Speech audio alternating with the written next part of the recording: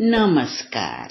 सुनो कहानी श्रृंखला के अंतर्गत प्रस्तुत है कहानी ढपोर शंख, जिसके लेखक हैं मुंशी प्रेमचंद जी।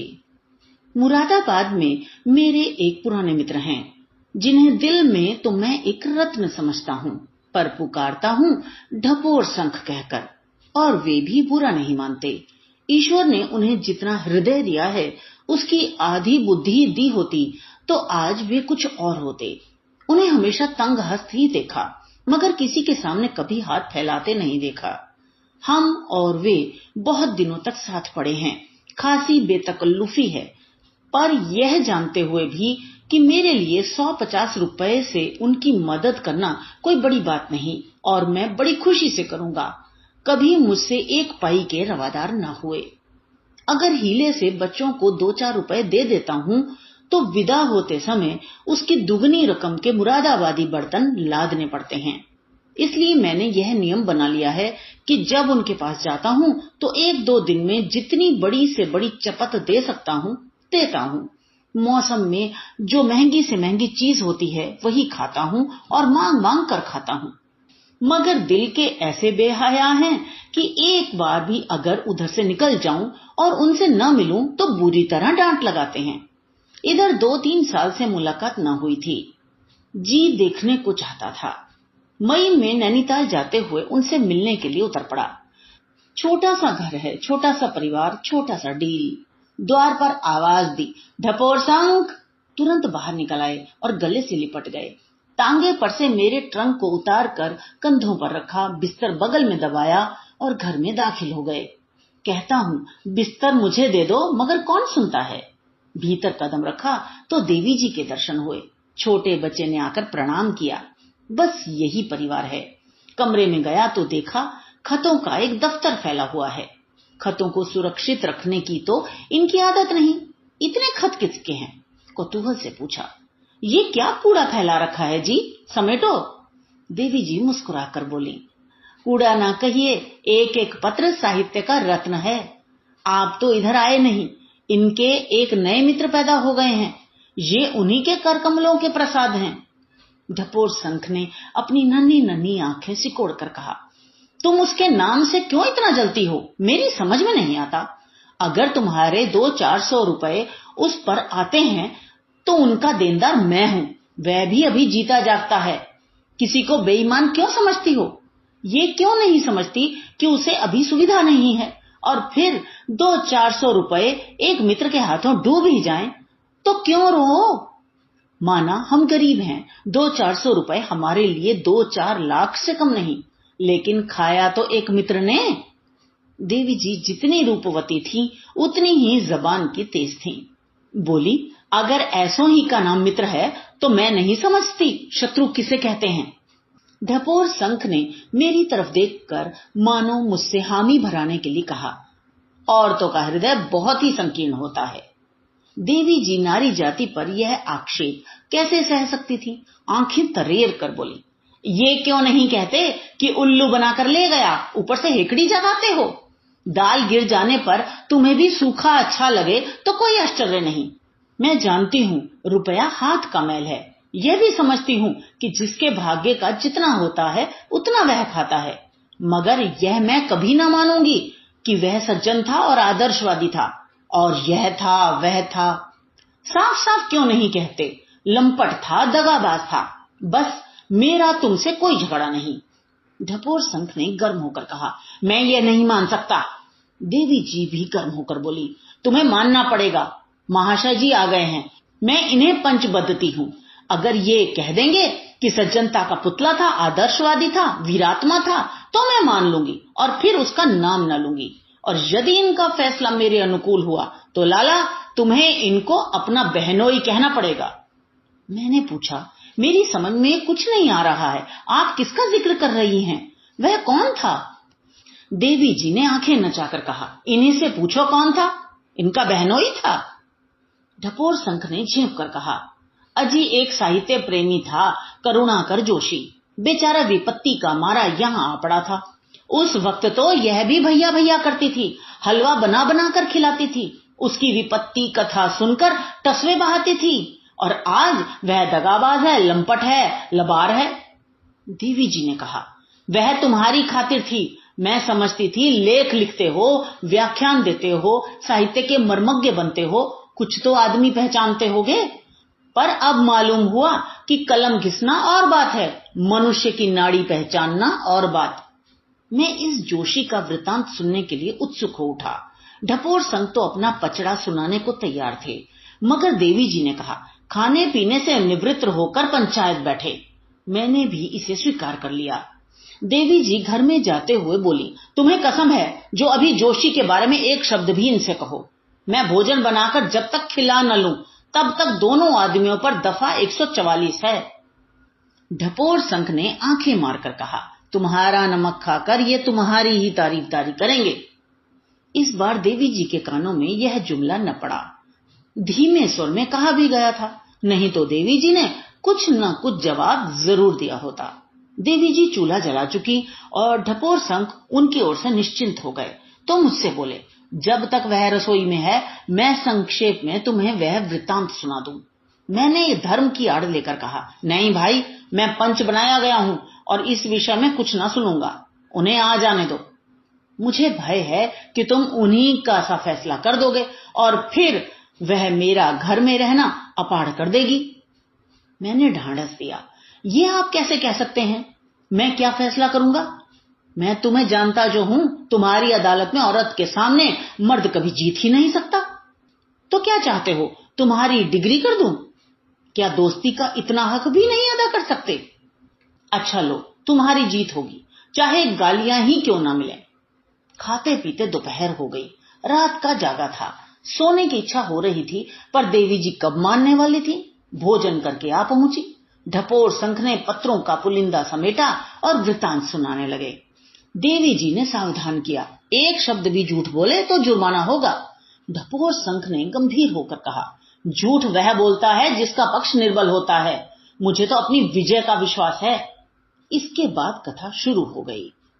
2 साल से ज्यादा हुए एक दिन मेरे पास एक पत्र आया, जिसमें साहित्य सेवा के नाते एक ड्रामे की भूमिका लिखने की प्रेरणा की गई थी।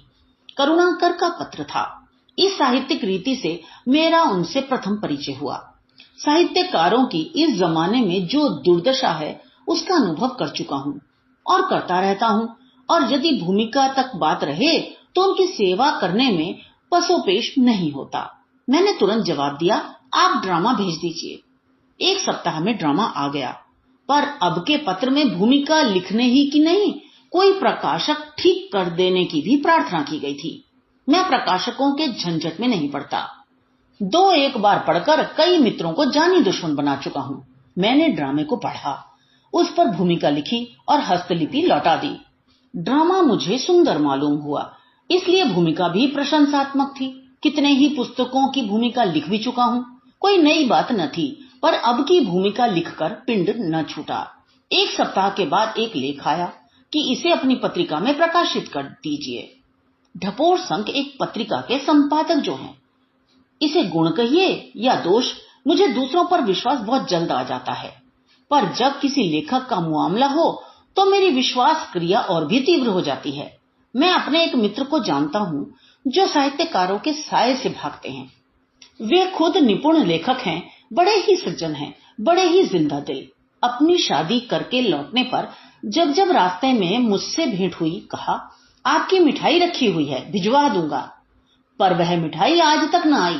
हालांकि अब ईश्वर की दया से विवाह तरु में फल भी उगाए, लेकिन खैर, मैं साहित्य सेवियों से इतना चौकन्ना नहीं रहता। इन पत्रों में इतनी विनय, इतना आग्रह, इतनी भक्ति होती थी कि मुझे जोशी से बिना साक्षात्कार के ही स्नेह हो गया। मालूम हुआ एक बड़े बाप का बेटा है, घर से इसीलिए निर्वासित है कि उसके चाचा दहेज की लंबी रकम लेकर उसका विवाह करना चाहते थे। यह उसे मंजूर न हुआ। इस पर चाचा ने घर से निकाल दिया। बाप के पास गया। बाप आदर्श भातृभक्त था। उसने चाचा के फैसले की अपील न सुनी। ऐसी दशा में सिद्धांत का मारा युवक सिवाय घर से बाहर निकल भागने के और क्या करता? यों वन वन के पत्ते तोड़ता, द्वार द्वार ठोकरे खाता। वह ग्वालियर आ गया था। उस पर मंदाग्नि का रोगी, जीर्ण ज्वर से ग्रस्त। आप ही बतलाइए, ऐसे आदमी से क्या सहानुभूति न होती? फिर जब एक आदमी आपको प्रिय भाई साहब लिखता है, अपने मनोरहस्य आपके सामने खोल कर रखता है, विपत्ति में भी धैर्य और पुरुषार्थ को हाथ से नहीं छोड़ता, कड़े से कड़ा परिश्रम करने को तैयार है, तो यदि आप में सौजन्य का अणु मात्र भी है तो आप उसकी मदद जरूर करेंगे। अच्छा, अब फिर ड्रामे की तरफ आइए। कई दिनों बाद जोशी का पत्र प्रयाग से आया। वह वहां के एक मासिक पत्रिका के संपादकीय विभाग में नौकर हो गया था। यह पत्र पाकर मुझे कितना संतोष और आनंद हुआ, कह नहीं सकता। कितना उद्यमशील आदमी है, उसके प्रति मेरा स्नेह और भी प्रगाढ़ हो गया। पत्रिका का स्वामी संपादक सख्ती से पेश आता था। जरा सी देर हो जाने पर दिन भर की मजदूरी काट लेता था, बात बात पर घुड़कियां जमाता था, पर वह सत्याग्रही वीर सब कुछ सहकर भी अपने काम में लगा रहता था। अपना भविष्य बनाने का ऐसा अवसर पाकर वह उसे कैसे छोड़ देता? यह सारी बातें स्नेह और विश्वास को बढ़ाने वाली थी। एक आदमी को कठिनाइयों का सामना करते देखकर किसे उससे प्रेम न होगा, गर्व न होगा? प्रयाग में वह ज्यादा न ठहर सका। उसने मुझे लिखा, मैं सब कुछ झेलने को तैयार हूँ, भूखों मरने को तैयार हूँ, पर आत्मसम्मान में दाग नहीं लगा सकता, कुवचन नहीं सह सकता। ऐसा चरित्र यदि आप पर प्रभाव न डाल सके तो मैं कहूंगा आप चालाक चाहे जितने हों, पर हृदय शून्य हैं। एक सप्ताह के बाद प्रयाग से फिर पत्र आया। यह व्यवहार मेरे लिए असह्य हो गया। आज मैंने इस्तीफा दे दिया। यह ना समझिए कि मैंने हल्के दिल से लगी लगाई रोजी छोड़ दी। मैंने वह सब किया जो मुझे करना चाहिए था, यहां तक कि कुछ कुछ वह भी किया जो मुझे न करना चाहिए था, पर आत्मसम्मान का खून नहीं कर सकता। अगर यह कर सकता तो मुझे घर छोड़कर निकलने की ही क्या आवश्यकता थी? मैंने बंबई जाकर अपनी किस्मत आजमाने का निश्चय किया है। मेरा दृढ़ संकल्प है कि अपने घर वालों के सामने हाथ न फैलाऊंगा, उनसे दया की भिक्षा न मांगूंगा। मुझे कुलीगिरी करना मंजूर है, टोकरी ढोना मंजूर है, पर अपनी आत्मा को कलंकित नहीं कर सकता। मेरी श्रद्धा और बढ़ गई। यह व्यक्ति अब मेरे लिए केवल ड्रामा का चरित्र न था, जिसके सुख से सुखी और दुख से दुखी होने पर भी हम दर्शक ही रहते हैं। वह अब मेरे इतने निकट पहुंच गया था कि उस पर आघात होते देखकर मैं उसकी रक्षा करने को तैयार था। उसे डूबते देखकर पानी में कूदने से भी न हिचकता। मैं बड़ी उत्कंठा से उसके बंबई से आने वाले पत्र का इंतजार करने लगा। 6वें दिन पत्र आया। वह बंबई में काम खोज रहा था। लिखा था, घबराने की कोई बात नहीं है, मैं सब कुछ झेलने को तैयार हूं। फिर 2-2, 4-4 दिन के अंतर से कई पत्र आए। वह वीरों की भांति कठिनाइयों के सामने कमर कसे खड़ा था। हालांकि 3 दिन से उसे भोजन न मिला था। ओह, कितना ऊंचा आदर्श है, कितना उज्जवल चरित्र। मैं समझता हूं मैंने उस समय बड़ी कृपणता की। मेरी आत्मा ने मुझे धिक्कारा। यह बेचारा इतने कष्ट उठा रहा है और तुम बैठे देख रहे हो। क्यों उसके पास कुछ रुपए नहीं भेजते? मैंने आत्मा के कहने पर अमल न किया, पर अपनी बेदर्दी पर खिन्न अवश्य था। जब कई दिन की बेचैनी भरे हुए इंतजार के बाद यह समाचार आया कि वह एक साप्ताहिक पत्र के संपादकीय विभाग में जगह पा गया है, तो मैंने आराम की सांस ली और ईश्वर को सच्चे दिल से धन्यवाद दिया। साप्ताहिक में जोशी के लेख निकलने लगे। उन्हें पढ़कर मुझे गर्व होता था। कितने सजीव, कितने विचार से भरे लेख थे। उसने मुझसे भी लेख मांगे, पर मुझे अवकाश न था। क्षमा मांगी। हालांकि इस अवसर पर उसको प्रोत्साहन न देने पर मुझे बड़ा खेद होता था, लेकिन शायद बाधाएं हाथ धोकर उसके पीछे पड़ी थी। पत्र के ग्राहक कम थे, चंदे और डोनेशन से काम चलता था। रुपए हाथ आ जाते तो कर्मचारियों को थोड़ा थोड़ा मिल जाता, नहीं आसरा लगाए काम करते रहते। इस दशा में गरीब ने 3 महीने काटे होंगे। आशा थी 3 महीने का हिसाब होगा तो अच्छी रकम हाथ लगेगी, मगर वहां सूखा जवाब मिला। स्वामी ने टाट उलट दिया। पत्र बंद हो गया और कर्मचारियों को अपना सा मुंह लिए विदा होना पड़ा। स्वामी की सज्जनता में संदेह नहीं, लेकिन रुपए कहां से लाता? सज्जनता के नाते लोग आधे वेतन पर काम कर सकते थे, लेकिन पेट बांधकर काम करना कब मुमकिन था? और फिर बंबई का खर्च। बेचारे जोशी को फिर ठोकरें खानी पड़ी। मैंने खत पढ़ा तो बहुत दुख हुआ। ईश्वर ने मुझे इस योग्य न बनाया, नहीं बेचारा क्यों पेट के लिए यूं मारा मारा फिरता। अब की बार बहुत हैरान न होना पड़ा। किसी मिल में गांठों पर नंबर लिखने का काम मिल गया। 1 रुपया रोज मजदूरी थी। बंबई में 1 रुपया इधर के 4 आने बराबर समझो। कैसे उसका काम चलता था ईश्वर ही जाने। कई दिन के बाद एक लंबा पत्र आया। एक जर्मन एजेंसी उसे रखने पर तैयार थी अगर तुरंत 100 रुपए की जमानत दे सके। एजेंसी यहाँ की फौजों में जूते, सिगार, साबुन आदि सप्लाई करने का काम करती थी। अगर यह जगह मिल जाती तो उसके दिन आराम से कटने लगते। लिखा था, अब जिंदगी से तंग आ गया हूँ। हिम्मत ने जवाब दे दिया, आत्महत्या करने के सिवा और कोई उपाय नहीं सूझता। केवल माताजी की चिंता है, रो रो कर प्राण दे देंगी। पिताजी के साथ उन्हें शारीरिक सुखों की कमी नहीं, पर मेरे लिए उनकी आत्मा तड़पती रहती है। मेरी यही अभिलाषा है कि कहीं बैठने का ठिकाना मिल जाता तो एक बार उन्हें अपने साथ रखकर उनकी जितनी सेवा हो सकती करता। इसके सिवा मुझे कोई इच्छा नहीं है, लेकिन जमानत कहां से लाऊं? बस कल का दिन और है। परसों कोई दूसरा उम्मीदवार जमानत देकर यह ले लेगा और मैं ताकता रह जाऊंगा। एजेंट मुझे रखना चाहता है, लेकिन अपने कार्यालय के नियमों का क्या करे? इस पत्र ने मेरी कृपण प्रकृति को भी वशीभूत कर लिया। इच्छा हो जाने पर कोई ना कोई राह निकल जाती है। मैंने रुपए भेजने का निश्चय कर लिया। अगर इतनी मदद से एक युवक का जीवन सुधर रहा हो तो कौन ऐसा है जो मुंह छिपा ले? इससे बड़ा रुपयों का और क्या सदुपयोग हो सकता है? हिंदी में कलम घिसने वालों के पास इतनी बड़ी रकम जरा मुश्किल ही से निकलती, पर संयोग से उस वक्त मेरे कोष में रुपए मौजूद थे। मैं इसके लिए अपनी कृपणता का ऋणी हूं। देवी जी की सलाह ली, वे बड़ी खुशी से राजी हो गई। हालांकि अब सारा दोष मेरे ही सिर मढ़ा जाता है। कल रुपयों का पहुंचना आवश्यक था, नहीं तो अवसर हाथ से निकल जाएगा। मनी ऑर्डर 3 दिन में पहुंचेगा। तुरंत तार घर गया और तार से रुपए भेज दिए। जिसने बरसों की कतर ब्योंत के बाद इतने रुपए जोड़े हों और जिसे भविष्य भी अभावमय ही दिखता हो, वही उस आनंद का अनुभव कर सकता है जो उस समय मुझे हुआ। सेठ अमीर चंद को 10 लाख का दान करके भी इतना आनंद न हुआ होगा। दिया तो मैंने ऋण समझकर ही, पर वह दोस्ती का ऋण था जिसका अदा होना स्वप्न का यथार्थ होना है। उस पत्र को मैं कभी ना भूलूंगा जो धन्यवाद के रूप में चौथे दिन मुझे मिला। कैसे सच्चे उद्गार थे, एक एक शब्द अनुग्रह में डूबा हुआ। मैं उसे साहित्य की एक चीज समझता हूँ।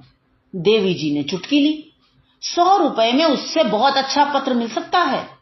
ढपोर संख ने कुछ जवाब न दिया, कथा कहने में तन्मय थे। बंबई में वह किसी प्रसिद्ध स्थान पर ठहरा था। केवल नाम और पोस्ट बॉक्स लिखने ही से उसे पत्र मिल जाता था। वहां से कई पत्र आए। वह प्रसन्न था। देवी जी बोली, प्रसन्न क्यों ना होता? कमटे में एक चिड़िया जो फंस गई थी। ढपोर संख ने चिढ़कर कहा, या तो मुझे कहने दो या तुम कहो, बीच में बोलो मत। बंबई से कई दिन के बाद एक पत्र आया कि एजेंसी ने उसके व्यवहार से प्रसन्न होकर उसे काशी में नियुक्त कर दिया है और वह काशी आ रहा है। उसे वेतन के उपरांत भत्ता भी मिलेगा। काशी में उसके एक मौसा थे जो वहां के प्रसिद्ध डॉक्टर थे, पर वह उनके घर न उतरकर अलग ठहरा। इससे उसके आत्मसम्मान का पता चलता है। मगर 1 महीने में काशी से उसका जी भर गया। शिकायत से भरे पत्र आने लगे। सुबह से शाम तक फौजी आदमियों की खुशामद करनी पड़ती है। सुबह का गया गया 10 बजे रात को घर आता हूं। उस वक्त अकेला अंधेरा घर देखकर चित्त दुख से भर जाता है। किससे बोलूं, किससे हंसूं? बाजार की पूरियां खाते खाते तंग आ गया हूं। मैंने समझा था अब कुछ दिन चैन से कटेंगे, लेकिन मालूम होता है अभी किस्मत में ठोकरें खाना लिखा है।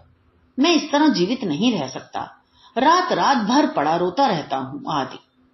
मुझे इन पत्रों में वह अपने आदर्श से गिरता हुआ मालूम हुआ। मैंने उसे समझाया, लगी रोजी न छोड़ो, काम किए जाओ। जवाब आया, मुझसे अब यहां नहीं रहा जाता। फौजियों का व्यवहार असह्य है। फिर मैनेजर साहब मुझे रंगून भेज रहे हैं और रंगून जाकर मैं बच नहीं सकता। मैं कोई साहित्यिक काम करना चाहता हूं। कुछ दिन आपकी सेवा में रहना चाहता हूं।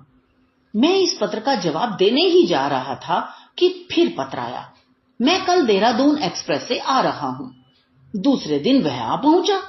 दुबला सा आदमी, सांवला रंग, लंबा मुंह, बड़ी बड़ी आंखें, अंग्रेजी वेश, साथ में कई चमड़े के ट्रंक, एक सूटकेस, एक होल्डाल।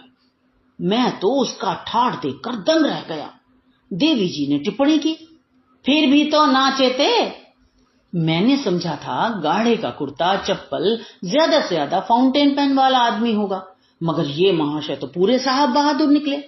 मुझे इस छोटे से घर में उन्हें ठहराते हुए संकोच हुआ। देवी जी से बिना बोले न रहा गया। आते ही श्री चरणों पर सिर तो रख दिया। अब और क्या चाहते थे? ढपोर संघ अब की मुस्काए। देखो श्यामा, बीच बीच में टोको मत। अदालत की प्रतिष्ठा यह कहती है कि अभी चुपचाप सुनती जाओ। जब तुम्हारी बारी आए तो जो चाहे कहना। फिर सिलसिला शुरू हुआ।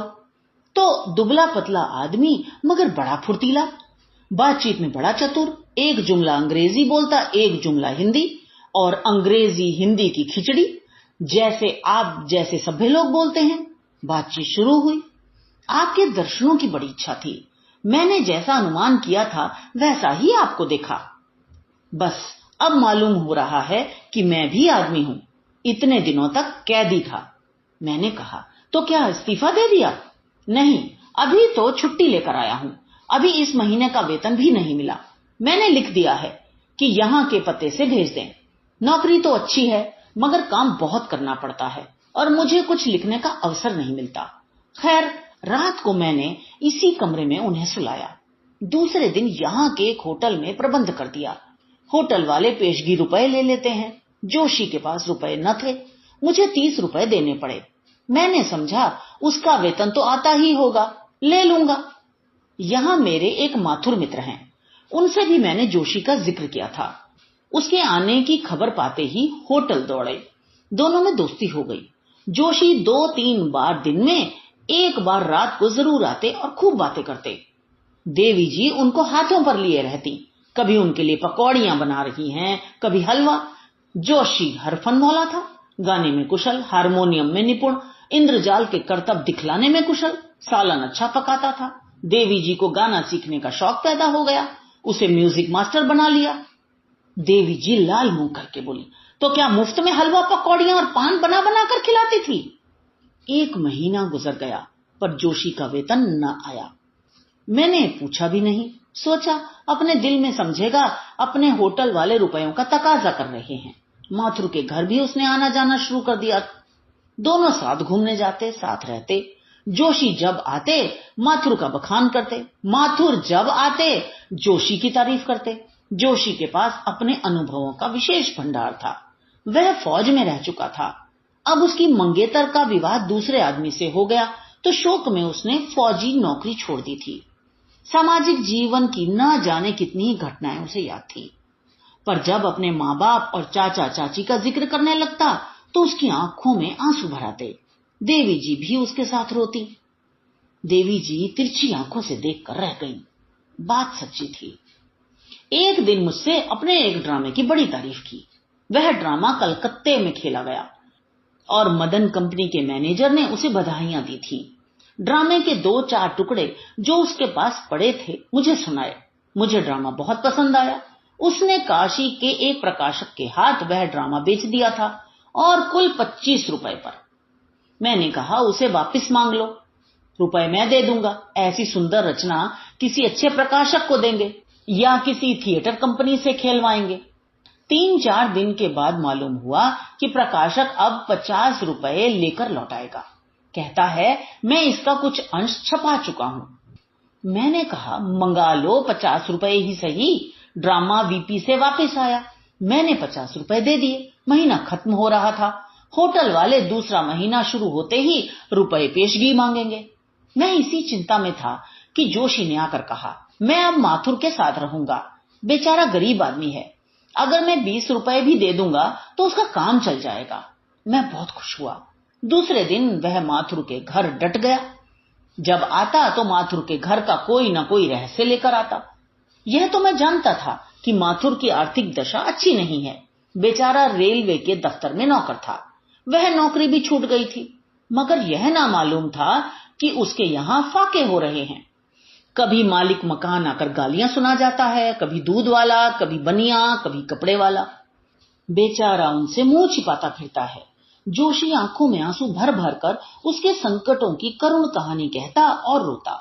मैं तो जानता था मैं ही एक आफत का मारा हूं। माथुर की दशा देखकर मुझे अपनी विपत्ति भूल गई। मुझे अपनी ही चिंता है, कोई दूसरी फिक्र नहीं। जिसके द्वार पर जा पड़ूं 2 रोटियां मिल जाएंगी, मगर माथुर के पीछे तो पूरा खटला है। माँ, 2 विधवा बहनें, 1 भांजी, 2 भांजे, 1 छोटा भाई। इतने बड़े परिवार के लिए 50 रुपए तो केवल रोटी दाल के लिए चाहिए। माथुर सच्चा वीर है, देवता है जो इतने बड़े परिवार का पालन कर रहा है। वह अब अपने लिए नहीं, माथुर के लिए दुखी था। देवी जी ने टीका की, जब ही माथुर की भांजी पर डोरे डाल रहा था, दुख का भार कैसे हल्का करता। ढपोर संख ने बिगड़ कर कहा, अच्छा तो अब तुम ही कहो। मैंने समझाया, तुम तो यार जरा जरा सी बात पर तिनक उठते हो। क्या तुम समझते हो ये फुलझड़ियां मुझे न्याय पथ से विचलित कर देंगी? फिर कहानी शुरू हुई। एक दिन आकर बोला, आज मैंने माथुर के उद्धार का उपाय सोच निकाला। मेरे एक माथुर मित्र बैरिस्टर हैं। उनसे जग्गो यानी माथुर की भांजी के विवाह के विषय में पत्र व्यवहार कर रहा हूं। उसकी एक विधवा बहन को दोनों बच्चों के साथ ससुराल भेज दूंगा। दूसरी विधवा बहन अपने देवर के पास जाने पर राजी है। बस 3-4 आदमी रह जाएंगे। कुछ मैं दूंगा, कुछ माथुर पैदा करेगा, गुजर हो जाएगा। मगर आज उसके घर का 2 महीने का किराया देना पड़ेगा। मकान मालिक ने सुबह ही से धरना दे रखा है। कहता है अपना रुपया लेकर ही हटूंगा। आपके पास 30 रुपए हो तो दे दीजिए। माथुर के छोटे भाई का वेतन कल परसों तक मिल जाएगा, रुपए मिल जाएंगे। एक मित्र संकट में पड़ा हुआ है, दूसरा मित्र उसकी सिफारिश कर रहा है। मुझे इनकार करने का साहस न हुआ। देवी जी ने उस वक्त नाक भौं जरूर सिकोड़ा था, पर मैंने न माना, रुपए दे दिए। देवी जी ने डंक मारा, ये क्यों नहीं कहते कि वे रुपए मेरी बहन ने बर्तन खरीद कर भेजने के लिए भेजे थे। ढपोर संख ने गुस्सा पीकर कहा, खैर यही सही, मैंने रुपए दे दिए। मगर मुझे यह उलझन होने लगी कि इस तरह तो मेरा कचूमर ही निकल जाएगा। माथुर पर एक ना एक संकट रोज ही सवार रहेगा। मैं कहां तक उन्हें उबारूंगा। जोशी भी जान खा रहा था कि कहीं कोई जगह दिला दीजिए। संयोग से उन्हीं दिनों मेरे एक आगरे के मित्र आ निकले। काउंसिल में मेंबर थे, अब जेल में हैं।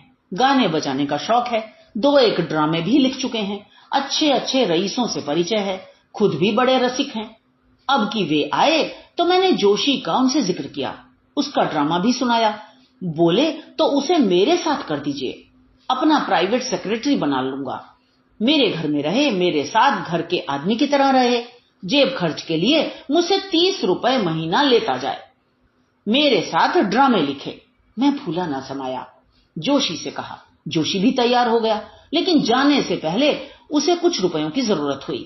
एक भले आदमी के साथ फटे हालों को तो जाते नहीं बनता, और न यही उचित था कि पहले ही दिन से रुपये का तकाजा होने लगे। बहुत काट छांट करने पर भी 40 रुपए का खर्च निकल आया। जूते टूट गए थे, धोतियां फट गई थी, और भी कई खर्च थे जो इस वक्त याद नहीं आते। मेरे पास रुपए न थे, श्यामा से मांगने का हौसला ना हुआ। देवी जी बोली, मेरे पास तो कारों का खजाना रखा था ना, कई हजार महीने लाते हो, 100-200 रुपए बचत में ही आ जाते होंगे। ढपोर संख इस व्यंग पर ध्यान न देकर अपनी कथा कहते रहे। रुपए पाकर जोशी ने ठाठ बनाया और काउंसलर साहब के साथ चले। मैं स्टेशन तक पहुंचाने गया, माथुर भी था। लौटा तो मेरे दिल पर से एक बोझ उतर गया था।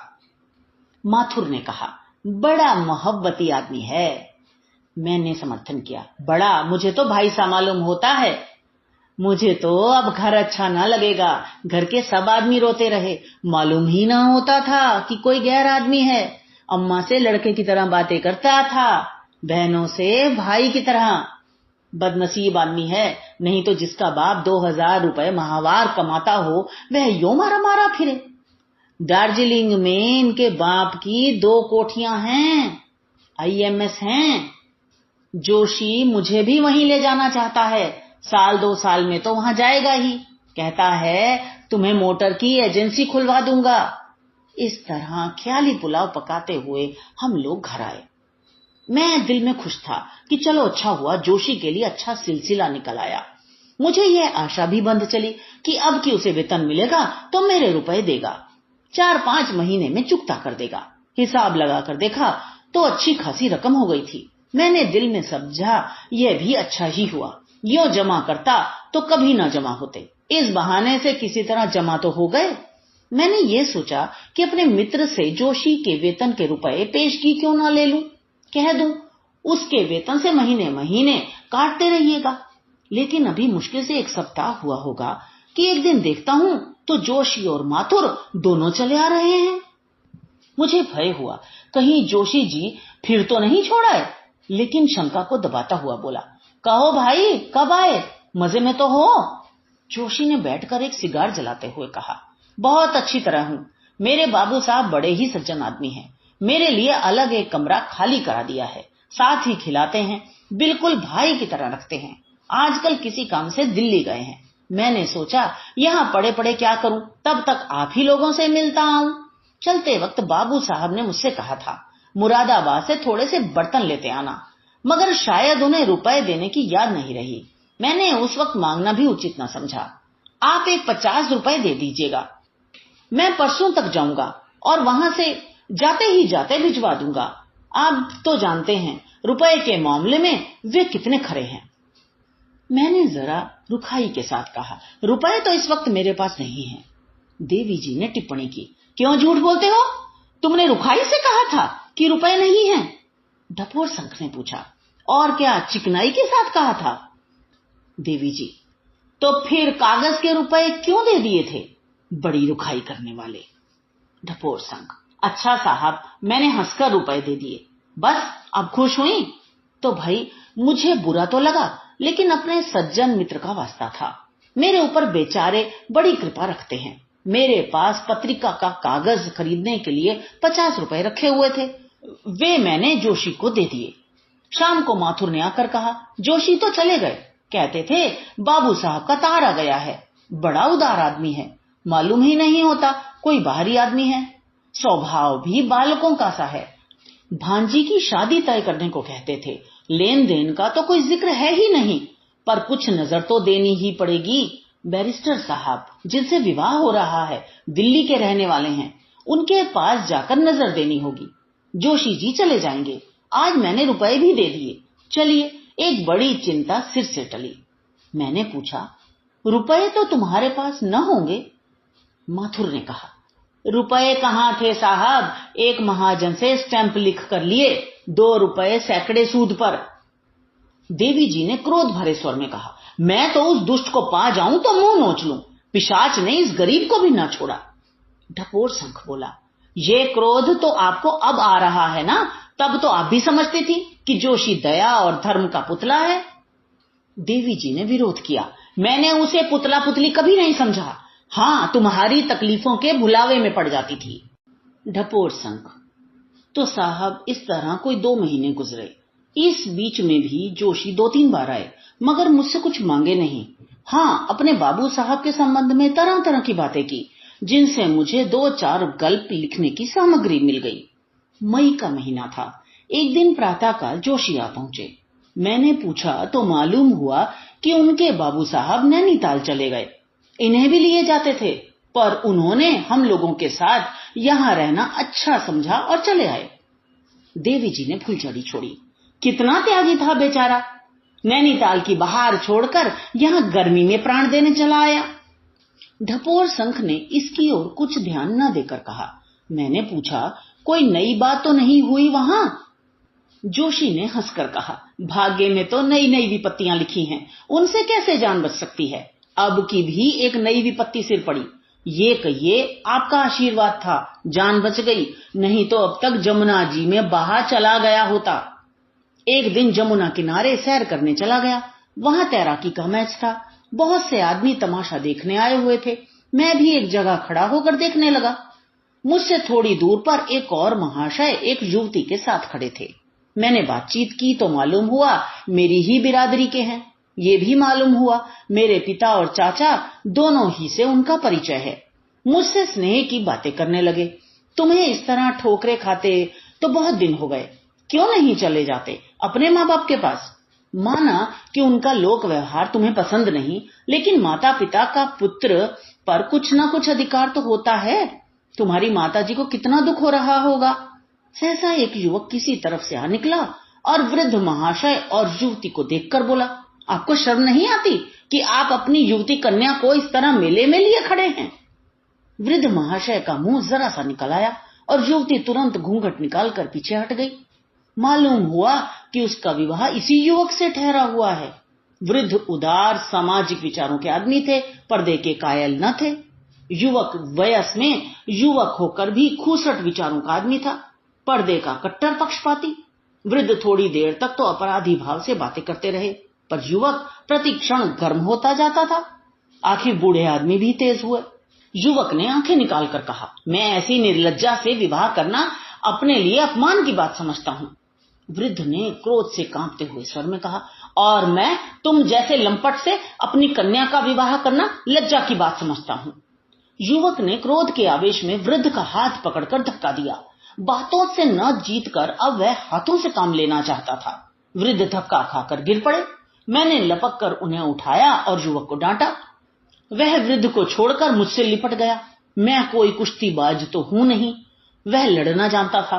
मुझे उसने बात की बात में गिरा दिया और मेरा गला दबाने लगा। कई आदमी जमा हो गए थे। जब तक कुश्ती होती रही, लोग कुश्ती का आनंद उठाते रहे, लेकिन जब देखा मामला संगीन हुआ जाता है तो तुरंत बीच बचाव कर दिया। युवक बूढ़े बाबा से जाते जाते कह गया, तुम अपनी लड़की को वैश्या बनाकर बाजार में घुमाना चाहते हो तो अच्छी तरह घुमाओ, मुझे अब उससे विवाह नहीं करना है। वृद्ध चुपचाप खड़े थे और युवती रो रही थी।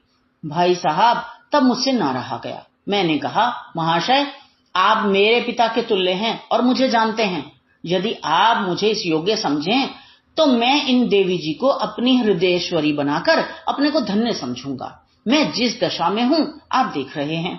संभव है मेरा जीवन इसी तरह कट जाए, लेकिन श्रद्धा, सेवा और प्रेम यदि जीवन को सुखी बना सकता है तो मुझे विश्वास है कि देवी के प्रति मुझ में इन भावों की कमी न रहेगी। बूढ़े बाबा ने गदगद होकर मुझे कंठ से लगा लिया। उसी क्षण मुझे अपने घर ले गए, भोजन कराया और विवाह का शगुन कर दिया। मैं एक बार युवती से मिलकर उसकी सम्मति लेना चाहता था। बूढ़े बाबा ने मुझे इसकी सहर्ष अनुमति दे दी। युवती से मिलकर मुझे ज्ञात हुआ कि वह रमणियों में रत्न है। मैं उसकी बुद्धिमत्ता देखकर चकित हो गया।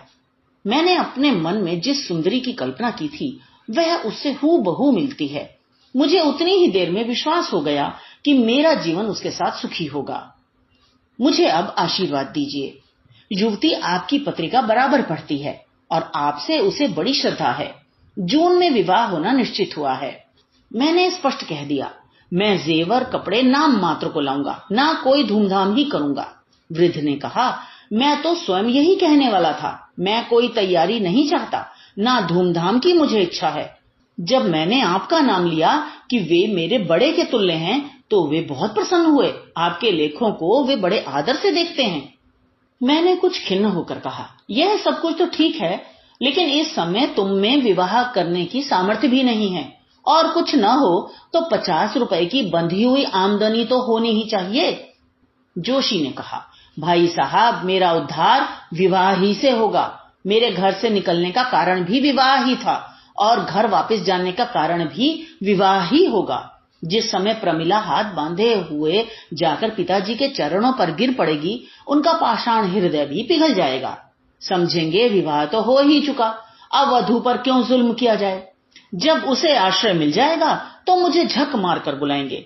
मैं इसी जिद पर घर से निकला था कि अपना विवाह अपनी इच्छा अनुसार बिना कुछ लिए दिए करूंगा, और वह मेरी प्रतिज्ञा पूरी हुई जा रही है। प्रमिला इतनी चतुर है कि वह मेरे घर वालों को चुटकियों में मना लेगी। मैंने तखमीना लगा लिया है, कुल 300 रुपए खर्च होंगे और यही 300-400 रुपए मुझे ससुराल से मिलेंगे। मैंने सोचा है प्रमिला को पहले यहीं लाऊंगा, यहीं से वह मेरे घर पत्र लिखेगी और आप देखिएगा तीसरे ही दिन चचा साहब गहनों की पिटारी लिए आप पहुंचेंगे। विवाह हो जाने पर वे कुछ नहीं कर सकते, इसलिए मैंने विवाह की खबर नहीं दी। मैंने कहा, लेकिन मेरे पास तो अभी कुछ भी नहीं है भाई, मैं 300 रुपए कहां से लाऊंगा। जोशी ने कहा, 300 रुपए नगद थोड़े ही लगेंगे, कोई 100 रुपए के कपड़े लगेंगे, 100 रुपए की 2 सुहाग की चीजें बनवा लूंगा और 100 रुपए राह खर्च समझ लीजिए। उनका मकान काशीपुर में है, वहीं से विवाह करेंगे। ये बंगाली सोनार जो सामने है, आपके कहने से 1 सप्ताह के वादे पर जो जो चीजें मांगूंगा दे देगा। बजाज भी आपके कहने से दे देगा। नगद मुझे कुल 100 रुपए की जरूरत पड़ेगी और ज्यों ही उधर से लौटा त्यों ही दे दूंगा। बारात में आप और माथुर के सिवा कोई तीसरा आदमी न होगा। आपको मैं कष्ट नहीं देना चाहता, लेकिन जिस तरह अब तक आपने मुझे भाई समझकर सहायता दी है, उसी तरह एक बार और कर दीजिए। मुझे विश्वास था कि आप इस शुभ कार्य में आपत्ति न करेंगे, इसलिए मैंने वचन दे दिया। अब तो आपको यह डोंगी पार लगानी ही पड़ेगी। देवी जी बोली, मैं कहती थी उसे 1 पैसा मत दो, कह दो हम तुम्हारी शादी विवाह के झंझट में नहीं पड़ते। ढपोर संख ने कहा, हाँ तुमने अब की बार जरूर समझाया, लेकिन मैं क्या करता। शादी का मामला, उस पर उसने मुझे भी घसीट लिया था। अपनी इज्जत का कुछ ख्याल तो करना ही पड़ता है। देवी जी ने मेरा लिहाज किया और चुप हो गई। अब मैं उस वृतांत को न बढ़ाऊंगा। सारांश ये है कि जोशी ने ढपोर संघ के मत्थे 100 रुपए के कपड़े और 100 रुपए से कुछ ऊपर के गहनों का बोझ लादा। बेचारे ने एक मित्र से 100 रुपए उधार लेकर उसके सफर खर्च को दिया। खुद ब्याह में शरीक हुए। ब्याह में खासी धूमधाम रही। कन्या के पिता ने मेहमानों का आदर सत्कार खूब किया। उन्हें जल्दी थी, इसलिए वे खुद तो दूसरे ही दिन चले आए, पर माथुर जोशी के साथ विवाह के अंत तक रहा। ढपोर संघ को आशा थी कि जोशी ससुराल के रुपए पाते ही माथुर के हाथों रुपए भेज देगा या खुद लेता आएगा, मगर माथुर भी दूसरे दिन आ गए खाली हाथ, और वे खबर लाए कि जोशी को ससुराल में कुछ भी हाथ नहीं लगा। माथुर से उन्हें अब मालूम हुआ कि लड़की से जमुना तट पर मिलने की बात सर्वथा निर्मूल थी। इस लड़की से जोशी बहुत दिनों तक पत्र व्यवहार करता रहा था। फिर तो ढपोर संघ के कान खड़े हो गए। माथुर से पूछा, अच्छा यह बिल्कुल कल्पना थी उसकी? माथुर, जी हाँ। ढपोर संघ, अच्छा तुम्हारी भांजी के विवाह का क्या हुआ? माथुर, अभी तो कुछ नहीं हुआ। ढपोर संघ, मगर जोशी ने कई महीने तक तुम्हारी सहायता तो खूब की। माथुर, मेरी सहायता वह क्या करता? हाँ, दोनों जून भोजन भले कर लेता था। ढपोर संघ, तुम्हारे नाम पर उसने मुझसे जो रुपए लिए थे वे तुम्हें दिए होंगे। माथुर, क्या मेरे नाम पर भी कुछ रुपए लिए थे? ढपोर संघ, हाँ भाई, तुम्हारे घर का किराया देने के लिए तो ले गया था। माथुर, सरासर बेईमानी। मुझे उसने 1 पैसा भी नहीं दिया, उल्टे और एक महाजन से मेरे नाम पर 100 रुपयों का स्टाम्प लिखकर रुपए लिए। मैं क्या जानता था कि धोखा दे रहा है। संयोग से उसी वक्त आगरे से वे सज्जन आ गए जिनके पास जोशी कुछ दिनों रहा था। उन्होंने माथुर को देखकर पूछा, अच्छा आप अभी जिंदा हैं? जोशी ने तो कहा था माथुर मर गया है। माथुर ने हंसकर कहा, मेरे तो सिर में दर्द भी नहीं हुआ। ढपोर संघ ने पूछा, अच्छा आपके मुरादाबादी बर्तन तो पहुंच गए? आगरा निवासी मित्र ने कौतूहल से पूछा, कैसे मुरादाबादी बर्तन? वही जो आपने जोशी की मार्फत मंगवाए थे। मैंने कोई चीज उसकी मार्फत नहीं मंगवाई। मुझे जरूरत होती तो आपको सीधा ना लिखता। माथुर ने हंसकर कहा, तो ये रुपए भी उसने हजम कर लिए। आगरा निवासी मित्र बोले, मुझसे भी तो तुम्हारी मृत्यु के बहाने 100 रुपए लाया था, यह तो एक जालिया निकला। उफ, कितना बड़ा चकमा दिया है इसने। जिंदगी में यह पहला मौका है कि मैं यूं बेवकूफ बना। बच्चा को पा जाऊं तो 3 साल को भिजवाऊं, कहां है आजकल? माथुर ने कहा, अभी तो ससुराल में है। ढपोर संघ का वृतांत समाप्त हो गया। जोशी ने उन्हीं को नहीं, माथुर जैसे और गरीब आगरा निवासी सज्जन जैसे घाघ को भी उल्टे छुरे से मुड़ा, और अगर भांडा न फूट गया होता तो अभी न जाने कितने दिनों तक मुड़ता। उसकी इन मौलिक चालों पर मैं भी मुक्त हो गया। बेशक अपने फन का उस्ताद है, छटा हुआ गुर्गा। देवी जी बोली, सुन ली आपने सारी कथा? मैंने डरते डरते कहा, हाँ सुन तो ली। अच्छा तो अब आपका क्या फैसला है? इन्होंने घूंघापन किया या नहीं? जिस आदमी को एक एक पैसे के लिए दूसरों का मुंह ताकना पड़े, वह घर के 500-600 रुपए इस तरह उड़ा दे, इसे आप उसकी सज्जनता कहेंगे या बेवकूफी? अगर इन्होंने यह समझकर रुपए दिए होते कि पानी में फेंक रहा हूं तो मुझे कोई आपत्ति न थी, मगर ये बराबर इस धोखे में रहे और मुझे भी उसी धोखे में डालते रहे कि वह घर का मालदार है और मेरे सब रुपए ही न लौटा देगा बल्कि और भी कितने सलूक करेगा। जिसका बाप 2000 रुपए महीना पाता हो, उसके चाचा की आमदनी 1000 रुपए मासिक हो और 1 लाख की जायदाद घर में हो, वह और कुछ नहीं तो यूरोप की सैर तो एक बार करा ही सकता था। मैं अगर कभी मना भी करती तो आप बिगड़ जाते और उदारता का उपदेश देने लगते थे। यह मैं स्वीकार करती हूं कि शुरू में मैं भी धोखे में आ गई थी, मगर पीछे से मुझे उसका संदेह होने लगा था और विवाह के समय तो मैंने जोर देकर कह दिया था कि अब 1 पाई भी न दूंगी। पूछिए, झूठ कहती हूं या सच? फिर अगर मुझे धोखा हुआ तो मैं घर में रहने वाली स्त्री हूं, मेरे धोखे में आ जाना क्षम्य है, मगर ये जो लेखक और विचारक और उपदेशक बनते हैं, ये क्यों धोखे में आए? और जब मैं इन्हें समझाती थी तो ये क्यों अपने को बुद्धिमत्ता का अवतार समझकर मेरी बातों की उपेक्षा करते थे? देखिए, रू रियायत न कीजिएगा, नहीं तो मैं बुरी तरह खबर लूंगी। मैं निष्पक्ष न्याय चाहती हूं। ढपोर शंख ने दर्दनाक आंखों से मेरी तरफ देखा, जो मानो भिक्षा मांग रही थी। उसी के साथ देवी जी का आग्रह, आदेश और गर्व से भरी आंखें ताक रही थीं। एक को अपनी हार का विश्वास था, दूसरे को अपनी जीत का। एक रियायत चाहती थी, दूसरी सच्चा न्याय। मैंने कृत्रिम गंभीरता से अपना निर्णय सुनाया। मेरे मित्र ने कुछ भावुकता से अवश्य काम लिया है, पर उनकी सज्जनता निर्विवाद है।